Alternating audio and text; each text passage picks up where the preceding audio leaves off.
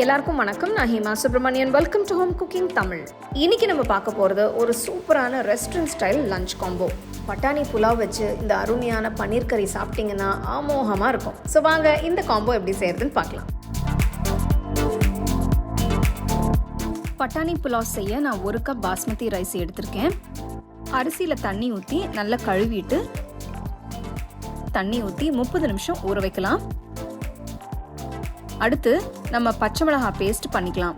இதுக்கு ஒரு மிக்சர் ஜாரில் 2 பச்சை மிளகாய், 1 துண்டு இஞ்சி, 4 பல்லு பூண்டு போட்டு கொரகொரப்பா மசாலாவை அரைச்சிக்கலாம்.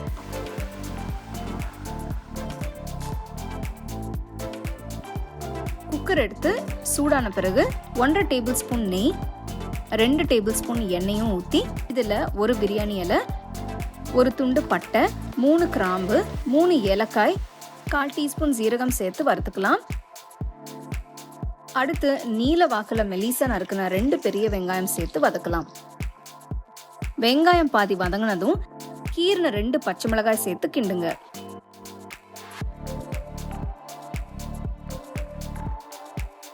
வெங்காயம் நல்லா வதங்கிடுச்சு. இப்போ அரைச்சு வச்சிருக்கிற மிளகாய், இஞ்சி, பூண்டு விழுது சேர்த்து வதக்கலாம். இப்போ 200 கிராம் ஃப்ரெஷ்ஷான பச்சை பட்டாணியை சேர்த்துக்கலாம்.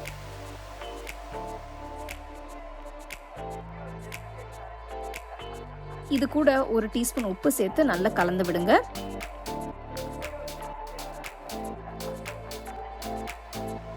பட்டாணி ஒரு 5 நிமிஷம் வேகட்டும்.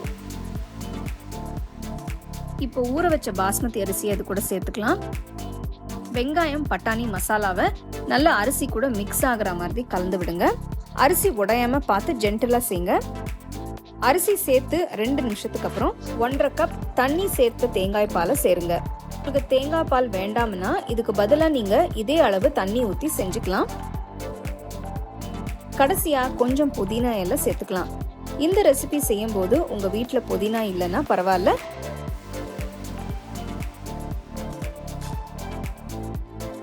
ஒரு தடவை நல்லா மிக்ஸ் பண்ணி குக்கரை மூடி ஸ்டீம் வந்ததும் வெயிட் போட்டு ஒரு விசில் வந்ததும் ஆஃப் பண்ணிடுங்க.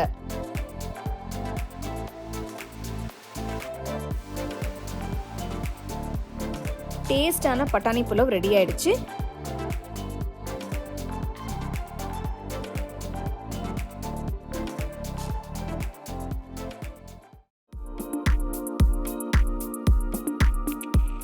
பன்னீர் முந்திரியை ஃப்ரை பண்ணி எடுத்துக்கலாம். ஒரு பேனில் 1 டீஸ்பூன் நெய் ஊற்றி 25 முந்திரி பருப்பை நல்லா கோல்டன் ப்ரௌனாக ரோஸ்ட் பண்ணி எடுத்துக்கலாம்.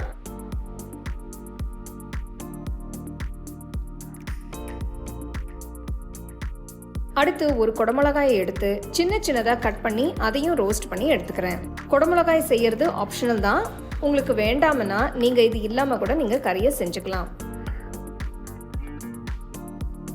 இந்த ரெசிபிக்கு நான் 400 கிராம் பன்னீரை எடுத்திருக்கேன். பன்னீரை சின்னதாக ஈவனாக கட் பண்ணி எடுத்துக்கோங்க. அதே பேனில் 2 டீஸ்பூன் நெய் ஊற்றி பன்னீரை சேர்த்து நல்லா எல்லா பக்கமும் ஈவனாக ரோஸ்ட் ஆகிற மாதிரி திருப்பி போட்டு ரோஸ்ட் பண்ணுங்க. 5லேருந்து 7 நிமிஷத்தில் நல்லா ஃப்ரை ஆகிடும். பேன்லேருந்து எடுத்துட்டு தனியாக வச்சிருங்க. நான் இங்கே 25 முந்திரி பருப்பை தண்ணியில் ஊற வச்சிருக்கேன். இதை இப்போ நம்ம நல்லா ஒரு ஸ்மூத்தான பேஸ்ட்டாக அரைச்சி எடுத்துக்கலாம். ஒரு அகலமான கடாயில் 2 டேபிள் ஸ்பூன் நெய், 3 டேபிள் ஸ்பூன் எண்ணெயை ஊற்றி சூடானதும் 2 துண்டு பட்டை, 4 கிராம்பு, 4 ஏலக்காய், 1/2 டீஸ்பூன் மிளகு, 1/2 டீஸ்பூன் சோம்பு, 1 பிரியாணி இலை, 1/2 டீஸ்பூன் சீரகம், 1/2 டீஸ்பூன் ஷாஹி ஜீரா சேர்த்து வதக்குங்க. அடுத்து பொடுசா நறுக்கின 3 வெங்காயம் சேர்த்து அதையும் நல்லா வதக்கிக்கலாம். 3 பச்சை மிளகாயை நீல வாக்கில் நறுக்கி அதையும் வதக்கிக்கலாம். நல்ல கோல்டன் ப்ரௌனா ஆகிற வரைக்கும் வதக்குங்க. 15 நிமிஷம் ஆகும்.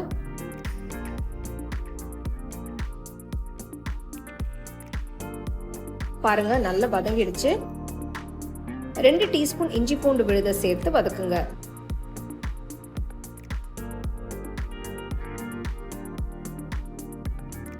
நாலு தக்காளி அரைச்சு அதோட விழுதியும் சேர்த்துக்கலாம். நல்லா கிண்டி விடுங்க.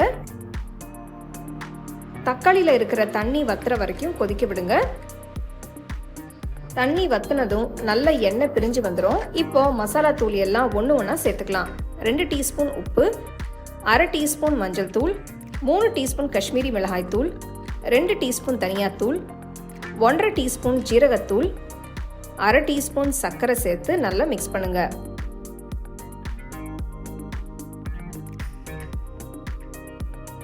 இப்போ அரைச்சி வச்ச முந்திரி விழுதியும் சேர்த்து நல்லா மிக்ஸ் பண்ணுங்க.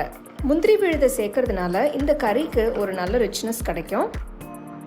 கொஞ்சம் தண்ணி ஊற்றி கலந்துடலாம். உங்கள் கன்சிஸ்டன்சி தகுந்த மாதிரி தண்ணி சேர்த்துக்கோங்க. கிரேவி நல்லா சேர்ந்து வந்துடுச்சு. இப்போ வறுத்து வச்ச குடமிளகாய், பன்னீர், முந்திரி எல்லாத்தையும் சேர்த்து நல்லா கலந்து விடுங்க.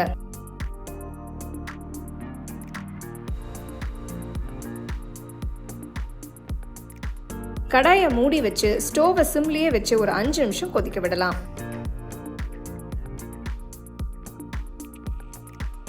ஒரு டீஸ்பூன் கரம் மசாலா தூள் சேர்த்து கொஞ்சம் கசூரி மேத்தியும் கசக்கி சேருங்க.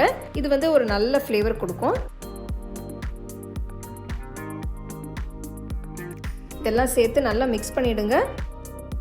இப்போ பார்த்தீங்கன்னா வாசனை ரொம்ப அருமையாக இருக்கு. கொஞ்சம் நறுக்கின கொத்தமல்லியை தூவிக்கிறேன். இப்போ ஸ்டோவை ஆஃப் பண்ணிட்டு வேற ஒரு சர்விங் பவுலுக்கு மாற்றிக்கலாம். இந்த கறி ரோட்டி, சப்பாத்தி, நான், புலாவுன்னு எல்லாத்துக்குமே ரொம்ப நல்லாயிருக்கும். எல்லாருக்கும் இந்த ரிச்சான கறி ரொம்ப பிடிக்கும். ஸோ கண்டிப்பாக நீங்கள் ட்ரை பண்ணி பாருங்கள். இந்த டிஷ்ஷை நீங்கள் ட்ரை பண்ணிவிட்டு உங்கள் ஃபேமிலி ஃப்ரெண்ட்ஸோடு ஷேர் பண்ணுங்கள். பிரமாதமான இந்த காம்போவை கண்டிப்பாக நீங்கள் வீட்டில் ட்ரை பண்ணி ரசித்து சாப்பிடுங்க. உங்களுக்கு இந்த ரெசிபி பிடிச்சிருந்தா லைக் பண்ணி, ஷேர் பண்ணி, ஹோம் குக்கிங் தமிழ் சேனலுக்கு சப்ஸ்கிரைப் பண்ணுங்கள். மறக்காமல் பெல் ஐக்கானை கிளிக் பண்ணுங்கள். The second edition of the home cooking book is now available on Amazon as well as on shop.homecookingshow.in.